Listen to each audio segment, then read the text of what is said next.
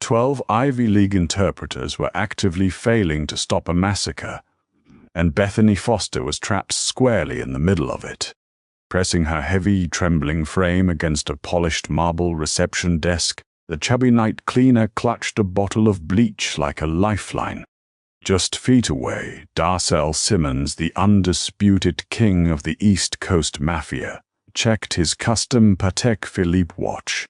He was seconds away from a brutal execution over a mistranslated Russian threat. He desperately needed a miracle to survive. What he received was a terrified, overweight woman in a snug polyester uniform who secretly understood every lethal whisper. Bethany Foster was entirely used to being invisible. At 32, she was a woman whose physical presence took up space, yet she was rarely ever seen. She was undeniably fat, a fact she had long ago accepted with a mixture of resignation and quiet dignity. Her blue polyester cleaning uniform was always a size too snug across her broad hips and thick waist, the fabric chafing as she pushed her heavy yellow cart down the endless, gleaming corridors of the Callaway building. Her knees constantly ached from the sheer weight she carried during her 10-hour night shifts, and her round, flushed face was perpetually slick with a thin sheen of sweat. To the high-powered executives, the ruthless corporate lawyers, and the shadowy figures who occupied the penthouse levels of the city's financial district, Bethany was part of the furniture. She was the entity that emptied the trash, polished the mahogany conference tables, and scrubbed the marble floors while the city slept. They looked through her, past her, and sometimes even stepped over her wet floor signs without a downward glance. But Bethany possessed a secret that none of the men in $1,000 suits could possibly fathom. Her mind was a steel trap, an intricate web of syntax, grammar, and phonetics. Raised in a crumbling foster home system that housed immigrants from every corner of the globe, and later working the night shift at a 24-hour international call center before it went bankrupt, Bethany had developed an astonishing, almost savant-like ear for languages. While she scrubbed toilets, her cheap earbuds were always firmly in place, pumping Mandarin, Russian, Arabic, and Sicilian dialects into her brain. She absorbed languages like a sponge, understanding the subtle inflections, the regional slang, and the cultural idioms that textbook learners completely miss. Tonight was supposed to be a standard Tuesday. Bethany was scheduled to deep clean the 42nd floor, a restricted level leased under the ambiguous name of Simmons Enterprises. She knew, as did anyone with half a brain in the city, that Darcel Simmons did not trade in standard corporate stocks.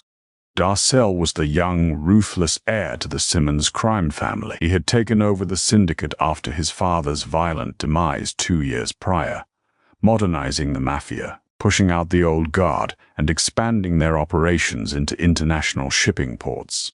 As Bethany aggressively buffed a smudge off the glass doors of the main boardroom, the elevator dinged. It was 11:45 p.m. She quickly gathered her rags, intending to slip into the nearby utility closet.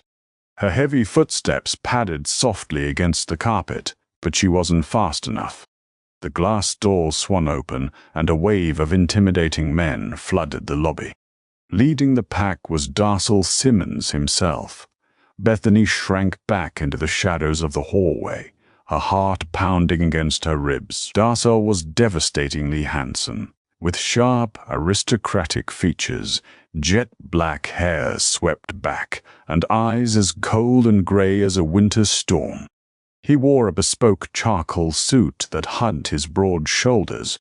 Beside him walked his underboss, Lorenzo Bianchi, a heavily scarred man who looked perpetually on edge, and Silas Mercer, Simmons' head of security, a cruel-eyed man who terrified Bethany more than anyone else. "The Volkovs are arriving in 10 minutes. Darcel's voice was a low, smooth baritone that commanded absolute authority. "If this deal falls through, the ports in Marseille and Saint-Petersburg are closed to us. We need the weapons route secured by midnight. We have the best interpreters money can buy, boss, Silas grunted, adjusting the concealed holster beneath his jacket. 12 of them, experts in Russian, Chechen, French, and Mandarin. Volkov is bringing his global lieutenants. We're covered. Bethany held her breath in the closet, the smell of ammonia stinging her nose. She just needed them to go into the boardroom so she could slip out the service elevator. But as fate would have it, Darcel paused right outside her closet door. Volkov is a paranoid snake, Darcel murmured. He switches dialects when he lies. Tell the interpreters to watch his phrasing. If he uses the Chechen word for brother instead of the Russian, he's planning to kill us. Bethany's eyes widened in the dark. Chechen syntax combined with Russian vocabulary, she thought automatically. A classic misdirection tactic used in the Caucasus region to test a listener's loyalty. The men moved into the massive boardroom, the heavy oak doors sealing shut behind them. Bethany exhaled a shaky breath, her plump hands trembling. She pushed the utility closet door open, desperate to escape. But suddenly, the entire building shuddered. The emergency lockdown alarms blared to life, casting the hallway in a pulsating, sinister red glow. The heavy steel shutters over the windows slammed down automatically. Perimeter breach, Silas' voice roared from inside the boardroom. The Volkovs bypassed the lobby. They're coming up the private freight elevator. Bethany was trapped. The service elevator was locked out by the security protocol. With nowhere else to go, she dove behind the massive marble reception desk just outside the boardroom, her heavy body hitting the floor hard. She curled into a tight, trembling ball, praying to a god she hadn't spoken to in years that she would remain invisible just a little while longer. The heavy freight elevator doors roamed open down the hall, and the temperature in the corridor seemed to instantly drop. Bethany peeked through a small gap between the reception desk and the wall. Dr. Volkov stepped out. He was a mountain of a man, draped in a heavy mink coat despite the indoor heating, his face a roadmap of violence and knife scars. Behind him trailed a terrifying assortment of international criminals, French arms dealers, Chinese triad liaisons, and Chechen mercenaries. This was not a standard mafia sit-down. This was a summit of the global underworld. The boardroom doors opened, and Darcel stood in the threshold, projecting calm dominance. "Victor, you bypassed security. Security is for men who fear death, Darcel," Victor replied in heavily accented, booming English. "I fear nothing. Shall we?" The groups filed into the massive room. Because the doors were left slightly ajar by Silas's guards to monitor the hallway, Bethany could hear everything with terrifying clarity. The negotiation began, and it was an absolute linguistic nightmare. The deal involved a complex network of moving illicit cargo from a triad-controlled port in Macau, through a French Union-controlled dock in Marseille, up into Russian territory, and finally onto Simmons's ships in New York. The language shifted rapidly from English to Russian, to Mandarin to French, and into obscure regional dialects. Darcel's highly paid interpreters sat at the edge of the table, sweating profusely. The first to break was a young man in a tweed suit. Victor's Chechen lieutenant muttered something low and guttural. "Translate," Darcel ordered. The interpreter stammered. He says the price of the cargo. It is too heavy for the ships." Bethany winced from her hiding spot behind the desk.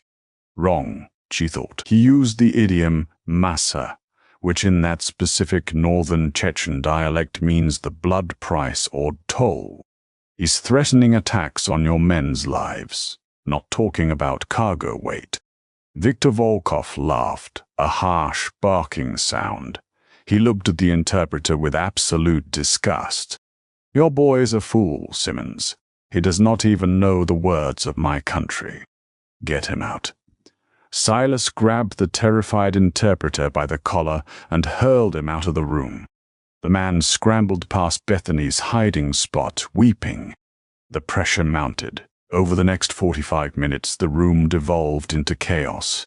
Interpreter number 3, a woman specializing in French, failed to understand the Marseille dock boss's rapid-fire volan of French slang that reverses the syllables of words. She translated a promise of safe passage as a threat of a police raid.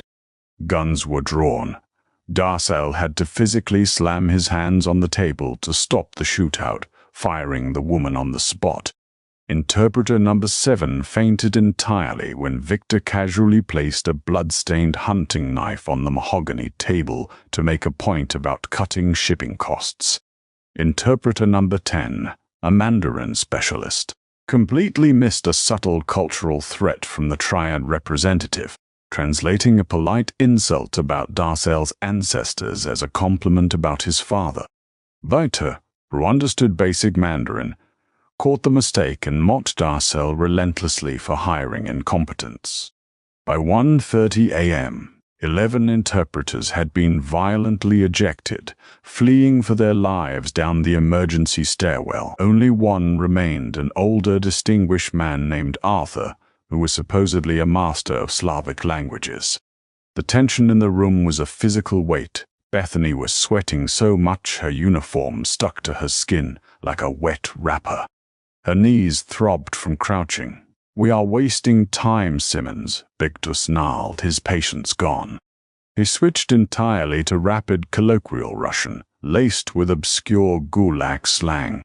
Arthur, the final interpreter, paled. He says, if the route through Marseille is not cleared by tomorrow, he will. He will take the goods elsewhere. Bethany gasped softly, pressing her hands over her mouth. Arthur had just signed Darcel Simmons' death warrant. Victor hadn't said he would take the goods elsewhere. Victor had used a highly specific, antiquated Siberian prison phrase, "My rashistim sneg," literally, "we will clear the snow." But in the context of the Bratva, it meant we will wipe out the current management and leave no trace. Victor was signaling his men to execute Darcel right there at the table. Bethany heard the subtle, synchronized click of gun safeties being switched off by the Volkov men. Darcel, trusting his interpreter, remained seated, his posture relaxed, entirely unaware that he was about to be slaughtered. Panic seized Bethany. If Darcel died, a massive firefight would break out. The Volkovs would sweep the entire floor to ensure there were no witnesses. They would find her cowering behind the desk. She would be collateral damage, a nameless fat cleaning lady left bleeding on the marble floor. She had to do something. God help me, she thought. Bethany Foster gripped the edge of the marble reception desk with her chubby, calloused hands, pushed herself up on her aching knees, and stepped out into the light. The sudden appearance of a large woman in a bright blue sweat-stained cleaning uniform stumbling into the doorway of the boardroom caused a dead, stunned silence to fall over the room. 30 heavily armed, dangerous men turned their heads to stare at her. Bethany felt her face burn with humiliation and stark terror. She knew exactly how she looked. She looked ridiculous. Her hair was falling out of its messy bun. Her double chin was pressed against her chest in fear, and she was clutching a feather duster like a protective shield. Silas Mercer was the first to react. His face twisted in absolute fury. What the hell is this? How did this fat cow get past the perimeter? He drew his weapon, pointing it directly at Bethany's chest. "Get on the floor, you stupid bitch," Bethany whimpered, her knees buckling slightly, but she forced herself to stay standing. She looked past the barrel of Silas's gun, locking her terrified brown eyes onto the cold, gray eyes of Darcel Simmons. "He's lying," Bethany blurted out. Her voice was surprisingly clear, ringing through the tense room. Darcel raised a single, perfectly groomed eyebrow. He didn't look angry. He looked intensely curious. He raised a hand, a silent command for Silas to hold his fire. "Who is lying?" Darcel asked, his voice smooth and deadly quiet. Your interpreter," Bethany stammered, gesturing vaguely toward the pale, sweating Arthur. "He translated the Russian wrong, Mr. Per. Volkov didn't say he was taking the goods elsewhere." Viktor Volkov's eyes narrowed into dangerous slits. "And what does a scrubbing woman know of the words of men?" He rumbled, stepping forward, towering over her. Bethany swallowed hard, her heart hammering against her ribs like a trapped bird. She looked up at the massive Russian boss. She didn't speak in English. She didn't even speak in standard Russian. She spoke in the precise, guttural Siberian gulag slang Victor had just used. "He said he is going to clear the snow." Bethany spoke flawlessly, the harsh consonants rolling off her tongue with native precision. "He is telling his men to murder you, Mr. Simmons, and take the territory by force. The man by the window has his hand on a suppressed weapon in his coat." The room erupted. Before Volkov's lieutenant by the window could draw his weapon, Lorenzo Bianchi moved with blinding speed, pulling his own sidearm and shooting the Russian in the shoulder. The man collapsed, dropping a silenced pistol onto the carpet. Weapons were drawn on all sides, a Mexican standoff of epic proportions. Darcel stood up slowly, kicking his chair back. His eyes never left Bethany. The shock in the room was palpable. The head of the Volkov syndicate had just been outed by a chubby woman holding a duster. "Is this true, Victor?" Darcel asked, his voice dripping with lethal intent. Victor looked at Bethany as if she were a ghost. He spat on the floor. "Where did you find this creature, Simmons? She speaks the mud tongue of the old prisons." "I asked you a question, Victor," Darcel pressed, his men racking the slides of their assault rifles. Victor held up his hands in a mocking gesture of surrender. "A misunderstanding. Emotions run high." "We are businessmen, Darcel. Let us sit." "No," Darcel said coldly. He turned his gaze fully onto Bethany. He looked at her not with the disgust she was used to, but with a sudden, intense appraisal. He took in her flushed, round face, her trembling hands, and the sheer bravery it took for her to step in front of 30 guns. "Arthur, get out. You're done in this city." The final interpreter didn't need to be told twice. He fled the room. Darcel walked slowly toward Bethany. She shrank back, terrified he was going to execute her for interrupting. Instead, he stopped a foot away from her. He was tall, his presence overwhelming. He smelled of expensive cologne and ozone. "What is your name?" he asked softly. Bethany. "Bethany Foster." "Well, Bethany Foster," Darcel said, a dangerous smirk playing at the corner of his mouth. "It seems my payroll is full of highly educated idiots, and my building is being cleaned by a linguist. How many languages do you speak?" "8, she whispered. "Fluently."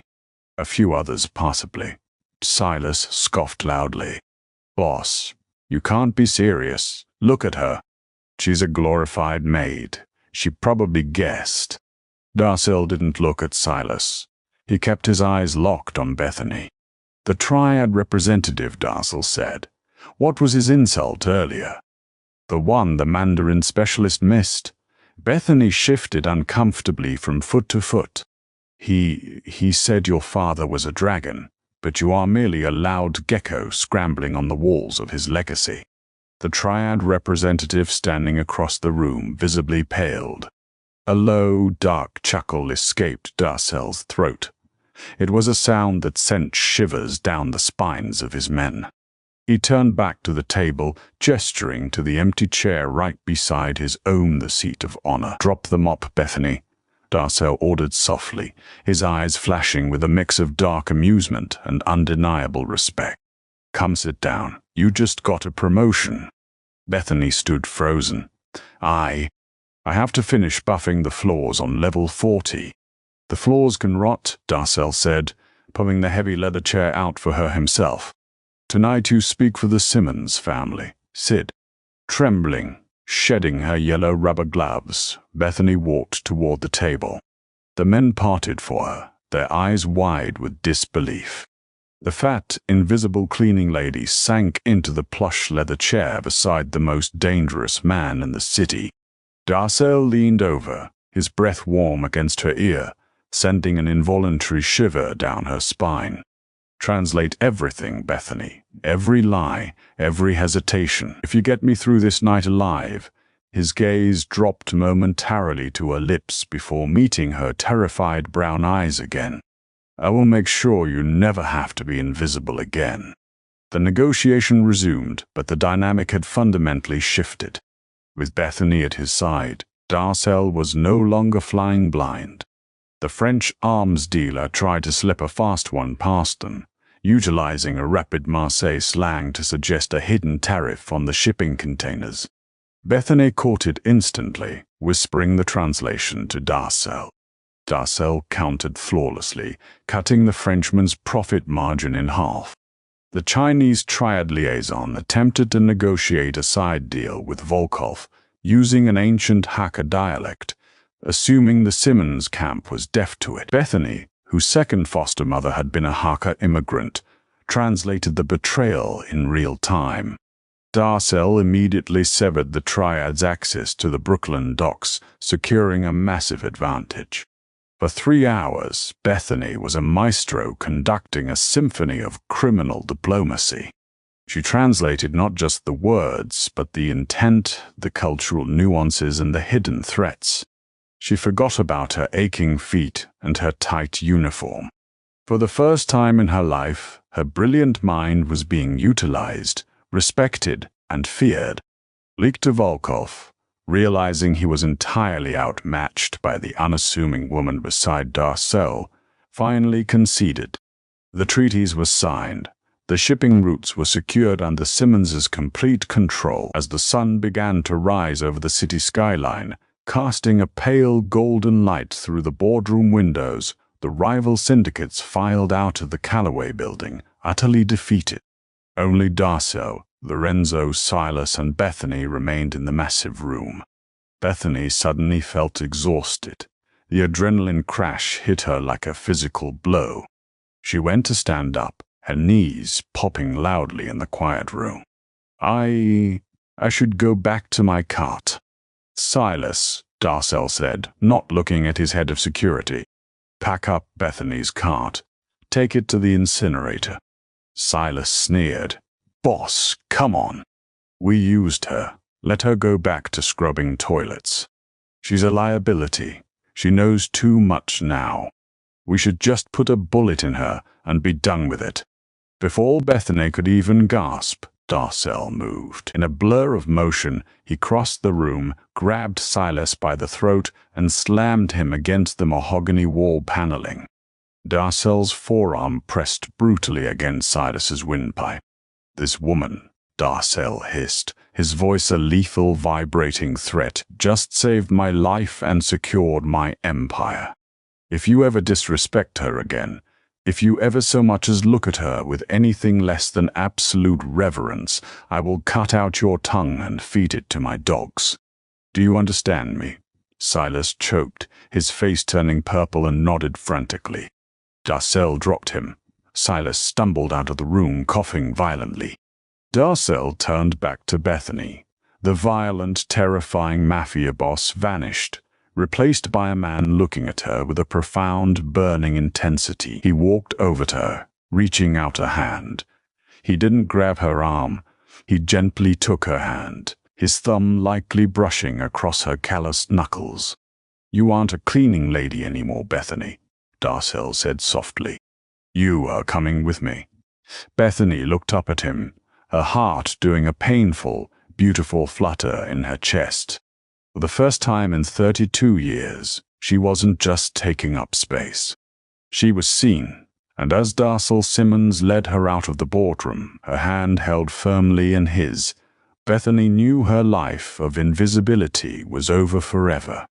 Morning sunlight shattered the gloom of the city, pouring through the bulletproof floor-to-ceiling windows of Darcel's sprawling penthouse atop the Baccarat Hotel. Bethany stood near the glass, staring down at the microscopic yellow taxis navigating the grid of Manhattan.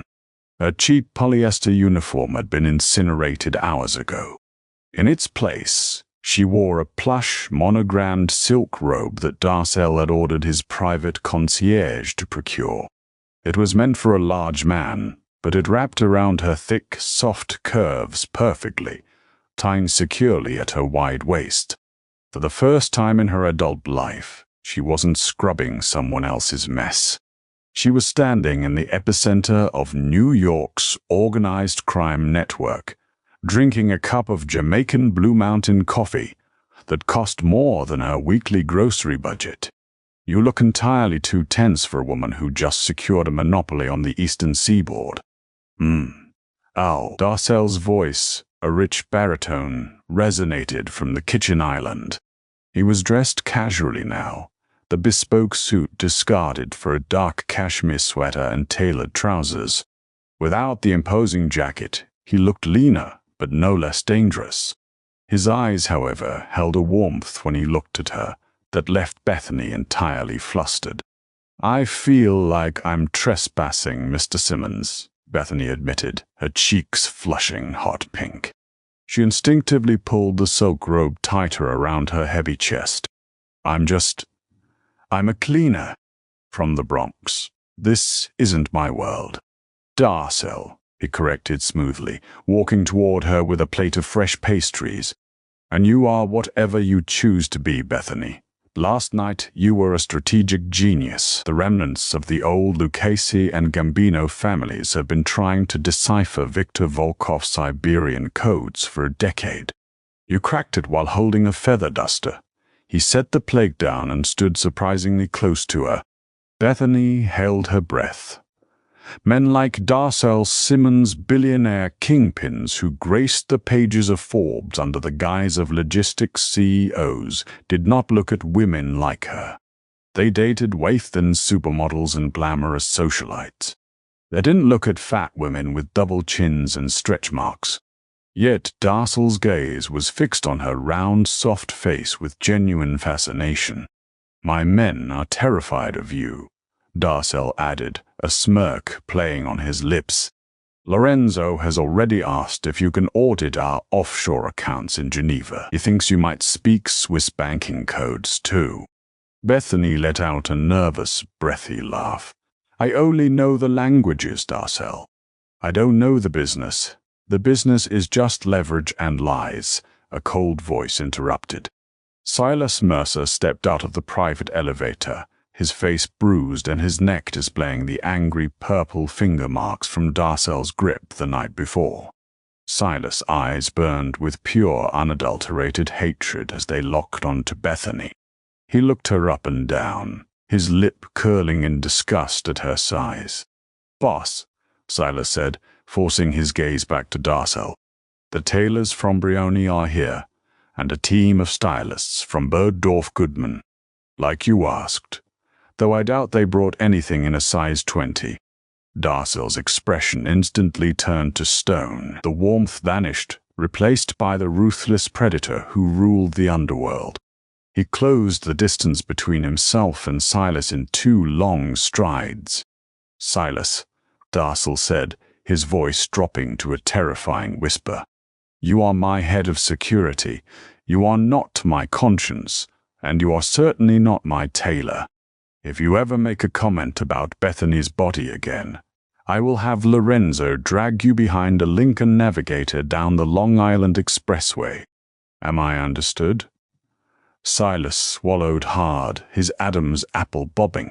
"Understood, boss. Send them in," Darcel commanded, turning his back on his security chief. "And Silas, you are off the perimeter detail today. You will stand in the hallway and hold Bethany's shopping bags." Cart. The humiliation on Silas' face was absolute, but he nodded stiffly and retreated. Over the next 4 hours, the penthouse transformed into a private boutique. Darcel spared absolutely no expense.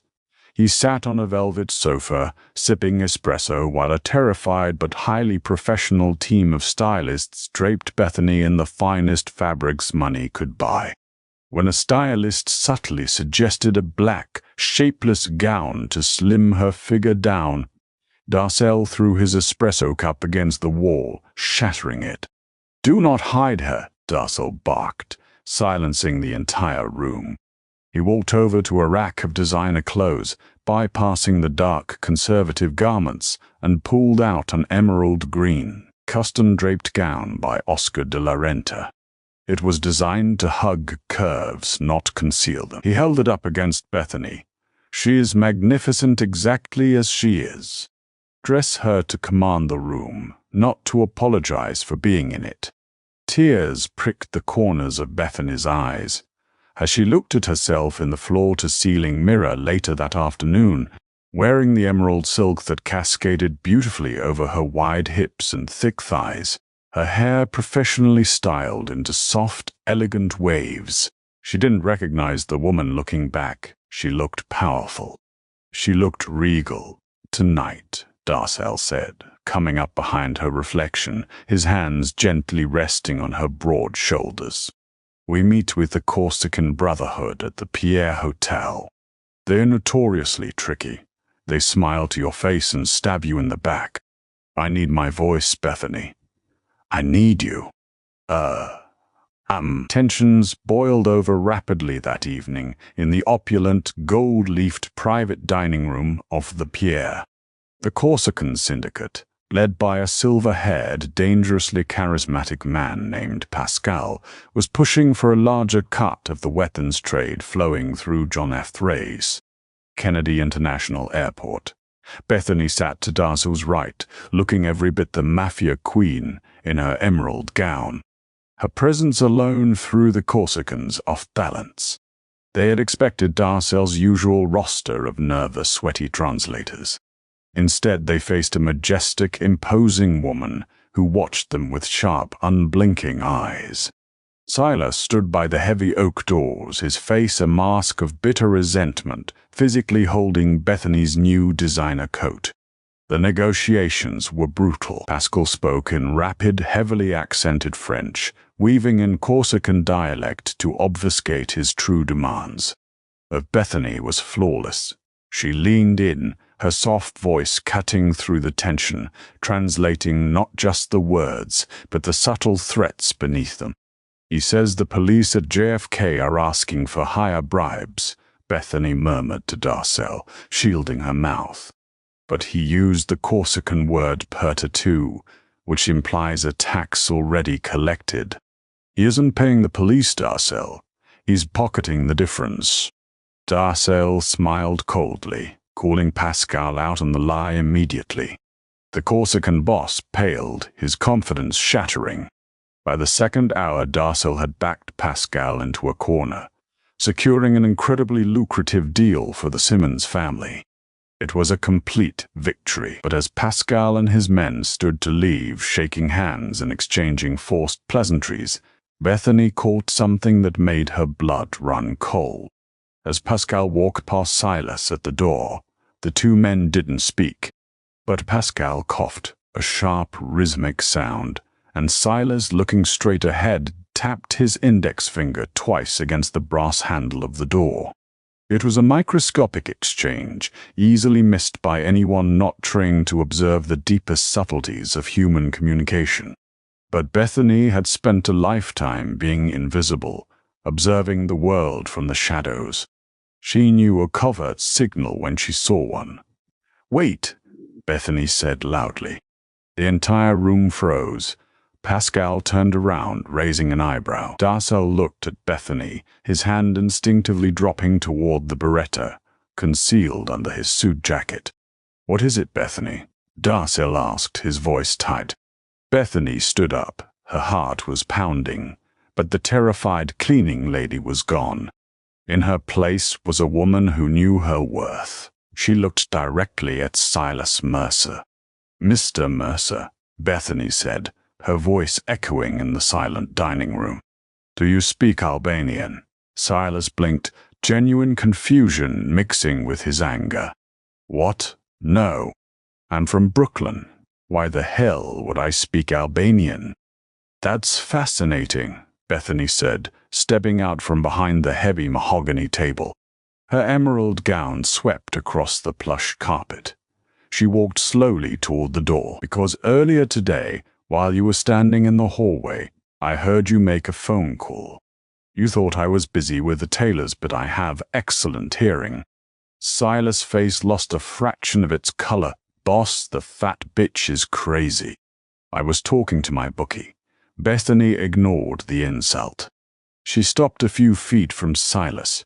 You used a very specific phrase on that phone call. Steinaikath. It's an old Albanian mafia code. It means the wolf is in the trap. Darcel's eyes darkened to pitch black. Silas, explain. She's lying, Silas shouted, his hand twitching toward his holster. She's trying to set me up because I insulted her. Pascal, tell him. Bethany turned to Pascal. Pascal doesn't speak Albanian either, but he does employ an Albanian mercenary crew to handle his wet work.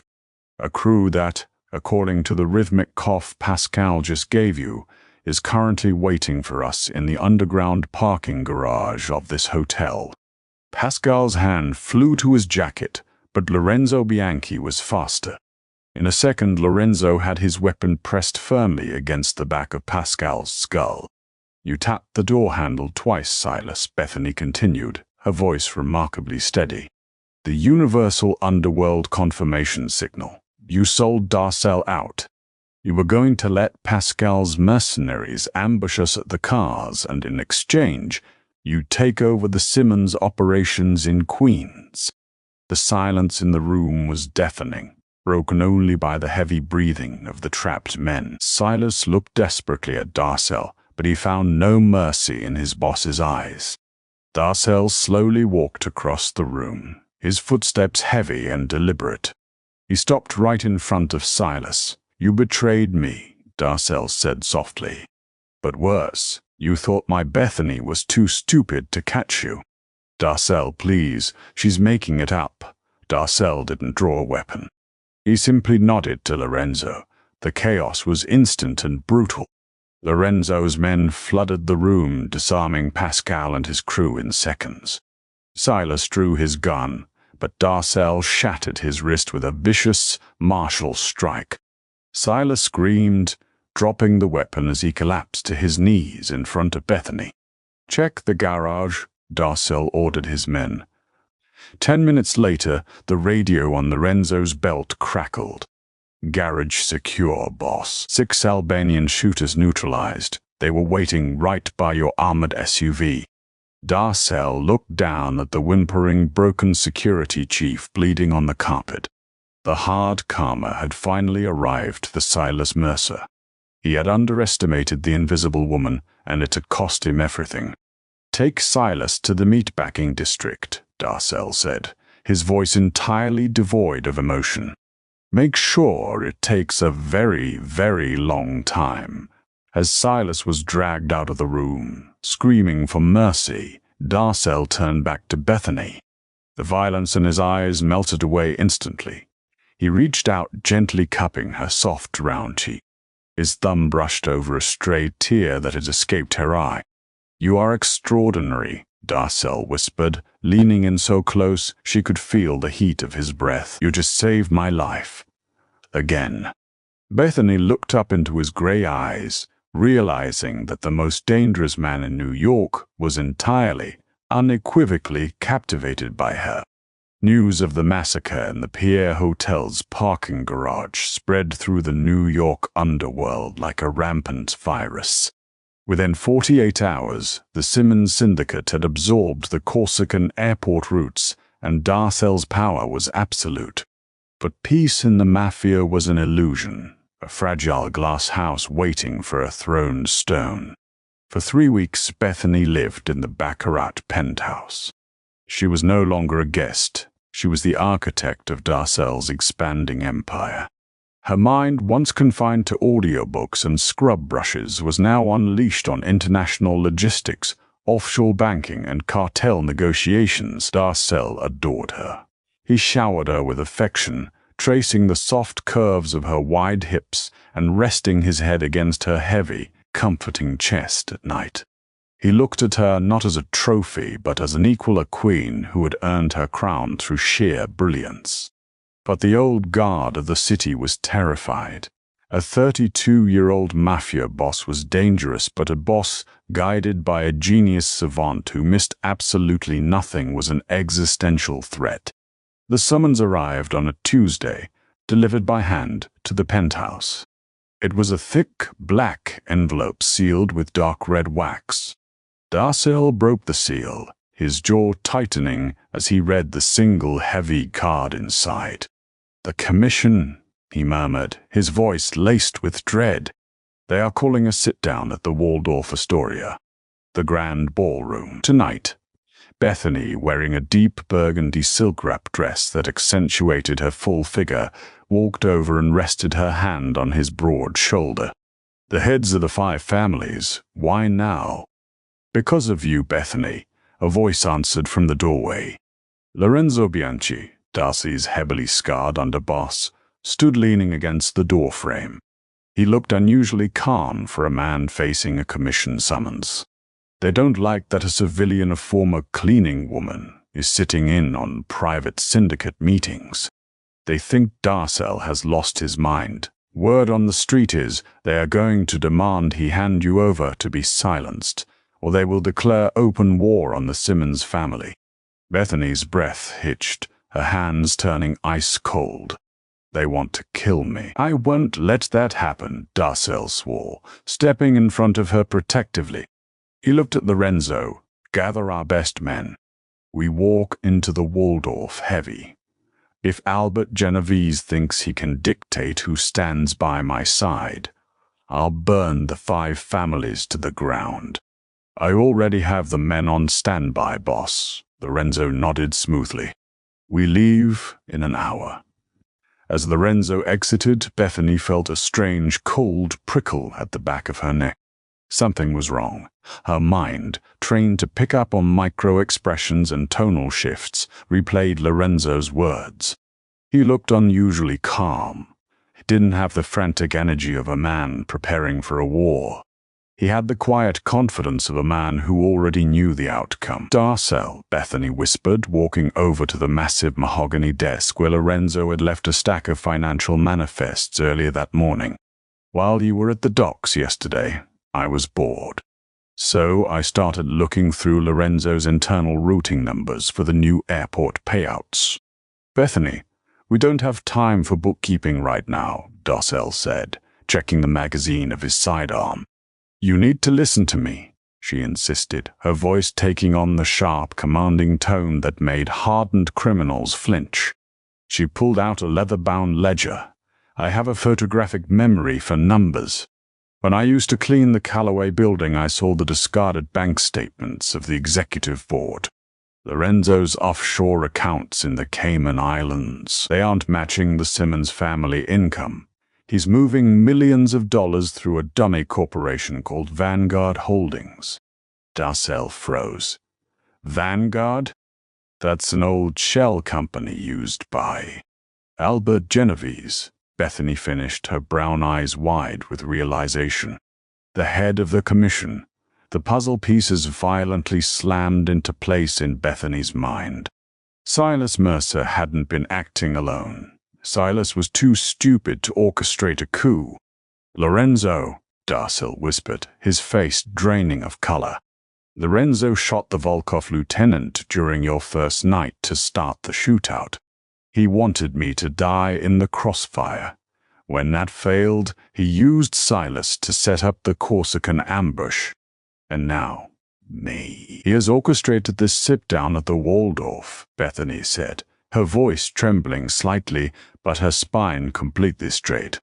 "Lorenzo isn't gathering your men to protect you, Darcel. He's gathering men loyal to him to trap you. When we walk into that ballroom tonight, it's not a negotiation. It's an execution. Darcel stared at the woman he loved. She had just pulled him back from the edge of the abyss for the third time. A cold, terrifying fury settled over his features. The young mafia kingpin smiled a dark, lethal expression. "Get your coat, my love," Darcel said, reaching into his safe and pulling out a second weapon, sliding it into an ankle holster.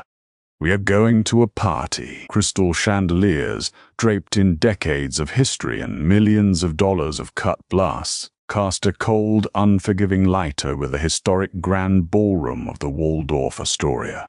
The cavernous room, usually echoing with the laughter of high society galas and presidential receptions, was entirely stripped of its warmth. It was completely empty, save for a massive antique wooden table positioned perfectly in the center. The silence in the room was not peaceful. It was a heavy, suffocating weight, pregnant with the promise of violence. Sitting at the head of the long table was Albert, the ghost Genovese. Even seated, the elderly boss possessed an aura of quiet, paralyzing menace that seemed to suck the oxygen from the air. Around him sat the other aging patriarchs of the New York underworld, their faces hardened masks of cruelty and lifetimes spent dealing in shadows. They were apex predators, completely accustomed to total obedience. When the heavy oak doors groaned open, Darcel Simmons walked in.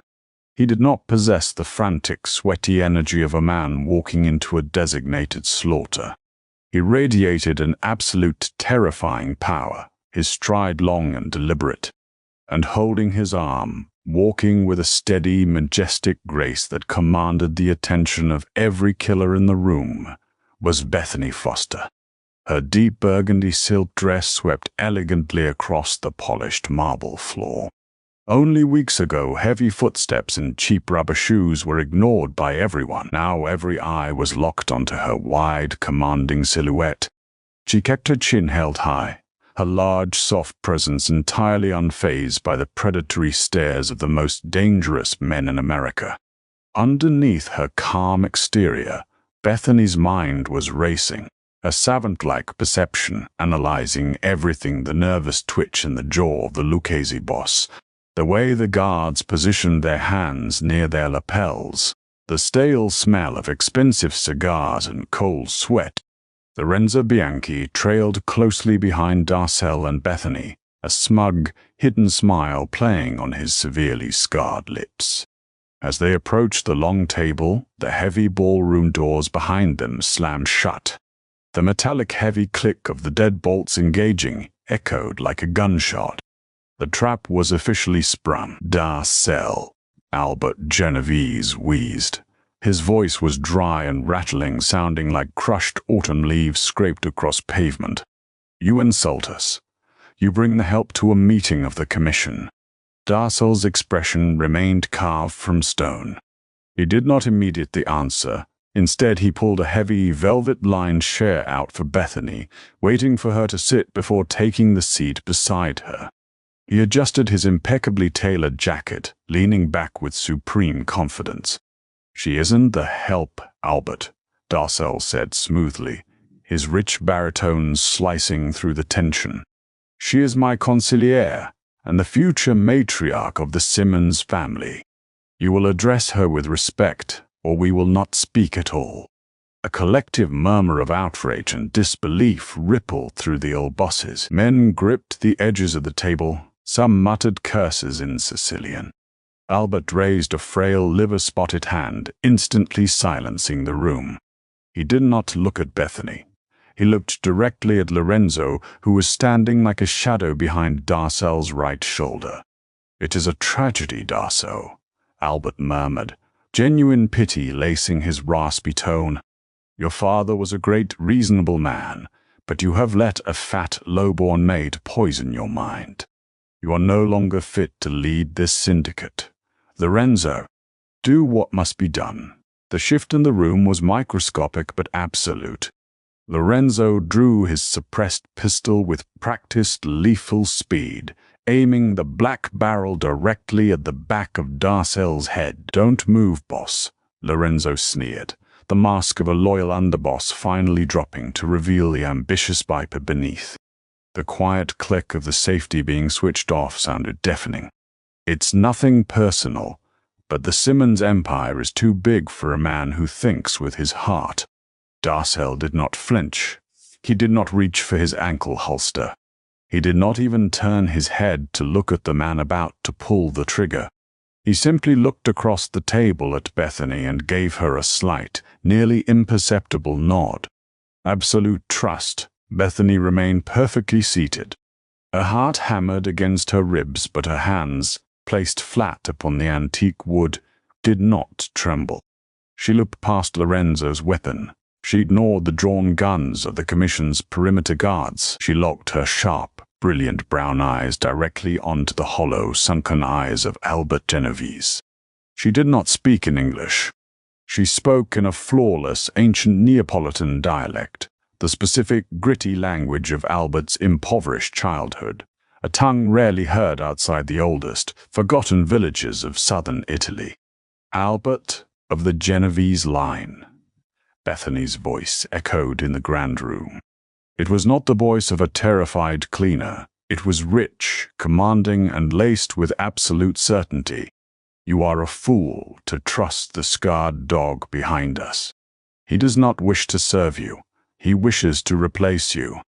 Albert's eyes widened in profound, unadulterated shock. Hearing his native, dying dialect spoken with such perfect inflection by this woman rattled him down to his very marrow. The other bosses looked around in confusion, unable to understand the rapid ancient words. "What lies do you speak, witch?" Albert rasped back in Neapolitan, his frail hands trembling slightly against the tabletop. "I speak the numbers," Bethany continued flawlessly, leaning forward, her presence dominating the massive space. In her mind, the photographic memory of the ledgers she had seen illuminated like a glowing screen. Account 884 to 291B in the Cayman Islands, under the shell company Vanguard Holdings. "It is your private retirement fund, is it not?" Albert's face went chalk white.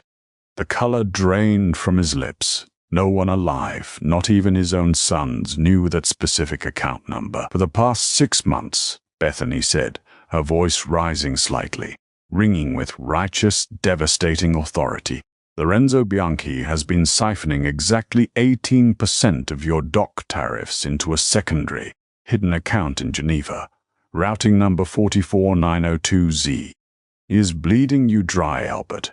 He used you to sanction Darcel's death so he could take over the Simmons family without a war. And then he was going to use your own stolen money to buy the Commission out from under you. You are funding your own assassination. She's lying." Lorenzo shouted in English, panic finally shattering his arrogant composure. His gun hand wavered wildly. He couldn't understand a single word of the Neapolitan dialect, but he could read the sheer murderous realization dawning on Albert Genovese's face. "Albert, tell your men to open fire. Kill them both now." Albert Genovese slowly pushed his chair back and stood up. The frail old man was gone, replaced by the terrifying phantom who had ruled the underworld for 40 years. He pointed a trembling, furious finger directly at Lorenzo. "Occidilo," Albert whispered, the command slicing through the air like a blade. "Kill him." The hard karma was instantaneous, brutal, and entirely merciless. Before Lorenzo could redirect his weapon to fire at Darcel, the 3 Commission guards standing around the perimeter of the room drew their heavy sidearms and fired simultaneously. The suppressed shots were like vicious cracks of a whip. Lorenzo Bianchi's body jerked violently as the heavy-caliber bullets struck him in the chest and throat. His pistol clattered uselessly to the floor. He collapsed onto the cold marble tiles in a heap of tailored wool and spilled ambition, choking on his own blood, his grand plans bleeding out beneath the glittering chandeliers of the Waldorf Astoria. A suffocating, heavy silence descended upon the ballroom once again, broken only by the sharp scent of cordite hanging in the air. Darcel calmly stood up, casually adjusting his silver cufflinks as if he had just finished a mild business dinner.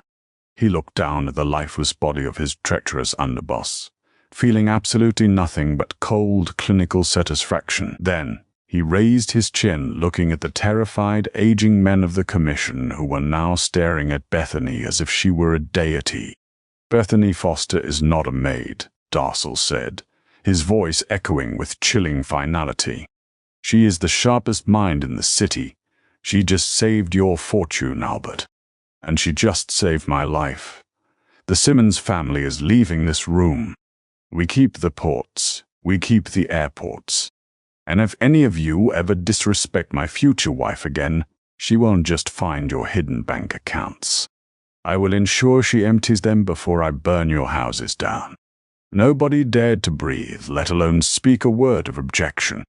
Albert Genovese slowly sank back into his chair, utterly defeated and entirely outmaneuvered by the brilliant, magnificent woman sitting across from him. Darcel offered his hand to Bethany. She took it, his warm, strong grip anchoring her.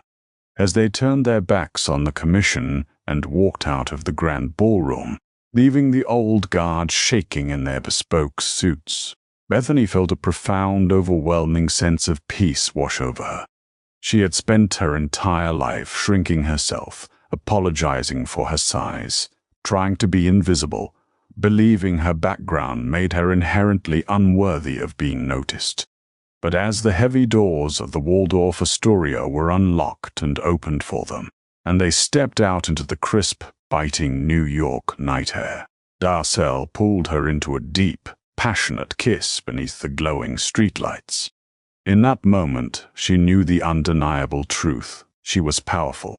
She was brilliant, and in the dark, dangerous and unforgiving world of Darcel Simmons, the chubby cleaning lady was the most formidable force of all.